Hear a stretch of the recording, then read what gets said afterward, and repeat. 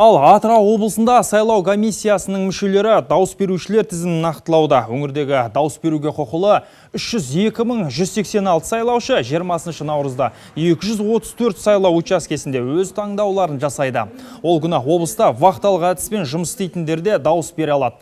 Қашағанда жұмыс істейтіндерге тікұшақ жіберу қаралған.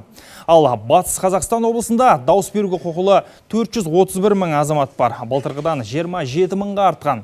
Сайлаушылар тізімі таратылды. Нақтыланған соң сайлау учаскелеріне ілінеді. Барлық деңгейдегі мәслихат депутаттығына 631 адам ұсынылып, 615 үміткер тіркелді. Маңғыстау облысы да сайлау өткізуге әзір. Орталық сайлау комиссиясы белгіленген күнтізбелік жоспар уақытылы орындалуда. Жергілікті әкімдіктерден сайлаушылар тізімі алынды. Өңірдегі 199 сайлау учаскесінің қызметкерлері бекітілді.